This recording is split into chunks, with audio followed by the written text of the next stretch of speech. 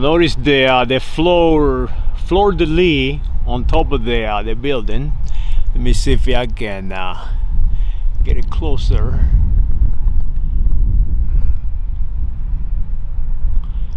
That is the symbol of the Bourbons, the Bourbons. The Bourbons are not, how can I say, from a specific place, but they are associated with the French. The reality is they are from everywhere. They are English, and they are Germans, and they are Spaniards, and they are from all over the place. And they are here in the United States of America. Yes, they are the founders of the United States of America. As a matter of fact, Charles III, the Spaniard who actually created the United States of America, literally, he was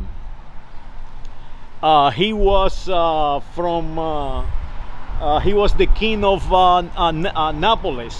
Naples in Italy, and he was the king of two Sicily, and he was the king of the French and the king of everybody. And the reason is these families have controlled the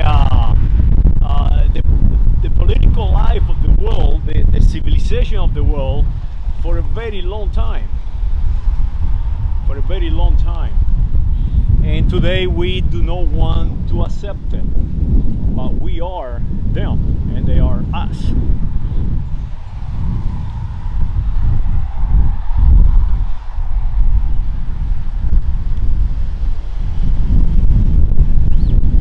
And this is the Sacred Heart Church in Galveston, Texas.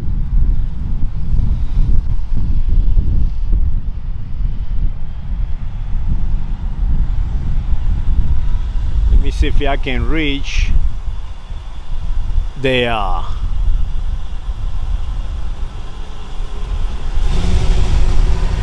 top of the cupola. I don't think this filming is this camera is too good. It's good enough to film offhand. It's impossible to control. It just bounces too much. So I'm going to have to figure out a way to film better, but it does have a good quality, filming quality. It just, I had to steady it somehow. Like I was saying, the United States of America was founded by the Bourbons, and this church right here is actually started in 1838, 1839, somewhere in there, right after the United States of America annexed the Republic of Texas. All this happened on that time. Now remember the Galveston, Esteban Rodriguez Miro, Bernardo, Juan de Galvez, Cabeza de Vaca, all these guys fought for the United States of America under Charles III or Carlos III, the Bourbon. And they not to be confused with the previous names, because they were all family. Remember, they were here for over 500 years. So sometimes people confuse their names. For example, Esteban Rodriguez Miro, the Rodriguez family. The Rodriguez family has been in the American continent since the beginning, since the first boat, and they're still here. So sometimes you have so-called conquistadores. They, in my opinion, they never were conquistadores, and you have people who fought in the United States of America, world of independence from England. And you start thinking, well, wait a minute, are they the same people? No, they are not the same people. They are family, they are related to one another, but they are in different times, different time period. So that is something that you must understand and that you must study. I cannot go there and tell you, hey, listen, you are an idiot if you actually believe that you are English. You are an idiot if you actually believe that you are a color. Your reflexes are so conditioned by your enemies that you have become your own enemy. Like Mr. Joe Biden and all these people, Trump, all these people are just insane. They have lost their ability to be who they are. And this building will remind you of that. The fleur de lis right there on top of the building. That is why in New Orleans, the football team, it has the same symbols. You see symbols like that in Kentucky, Oklahoma. You see symbols like that all over the United States of America. And the reason is they created the United States of America, not the English. And these buildings, they try to mimic who they are. I'm going to give you a little example of it. Check this window.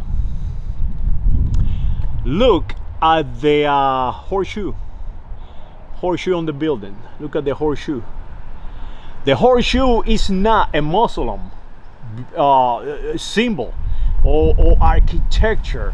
No, that belongs to the Visigoth. They came before the Muslims arrived. And today they're trying to tell you that it's Syrian, and there is this and this the other, trying to strip away who was responsible for promoting that type of architecture. And you see it right here, right now, presently in Galveston, Texas. You see the horseshoe being represented as an architecture symbolism, that they are who they are, that they always know who they are, and they continue to be. And that is something that we must fight, losing that ability of understanding who we really are. And that is why it's amazing the amount of time and effort that they are utilizing on radio and television. The English are utilizing all this effort to strip away your identity and to give you a different identity. And that is why we must fight so hard to maintain our identity, to understand that we are Goths, that we are Romans, that the United States of America is not an English country.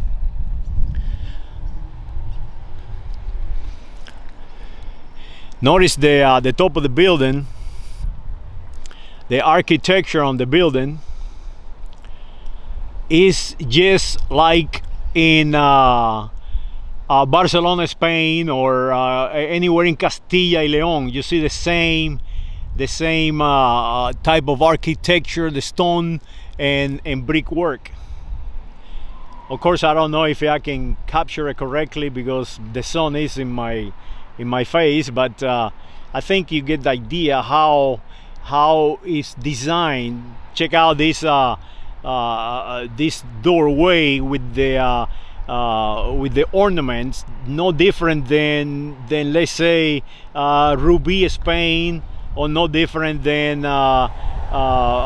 any place in Catalonia or any place in the Iberia Peninsula, including France and Andorra and Portugal. It's the same style of building. It's just copy here. Now a lot of people say, well, the English, it looks like English, like those buildings over there. Well, I got news for you. Go up there and walk Castilla y León, walk all those old towns that were built before the Norman creation of England, modern England of today. And you're going to see that it is the same architecture, because the Normans were the French and the Spaniards that they went up there and conquered and dominated. And to this day, they're still trying to create a different identity. and now they are gone so far from who they really are, from being Normans, from being French, and from being Spaniards, from being Visigoths, from being Romans. Then now they have created the English identity, and now everybody speaks English, and everybody's white and colors, and everybody's some kind of crazy new identity. But this building right here will show us the symbols, the true correct symbols. Look at this, the thin capital, or the same column, the very thin column with a capital on the top, and now you see the arch. And this is how the Visigoths built. This is how the French built, and this also how the Muslims build, because they learn from us. They copy us. They copy our religion. They copy everything, and then they try to modify it to divide us. And that is what they continue to do. They continue to maintain us divided. Romans, Muslims, Buddhists, all kind of crazy identities. The reality is that we are one and the same. The Jews, the Moros, and the Christians, all of them have a single origin, a single communion. So let's do that. Let's unite them and educate our population. We don't need to kill one another. We don't need to behead people.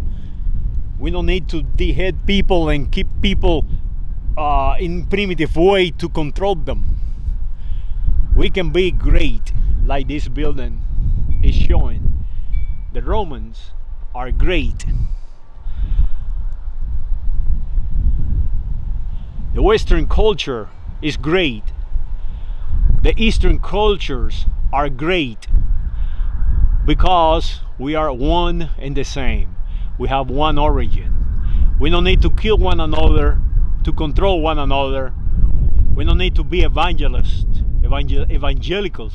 and with all these crazy names and thousands of different churches and names of churches and groups and gangs and craziness.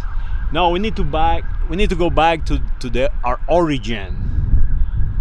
The origin of Constantine, the origin of the Romans.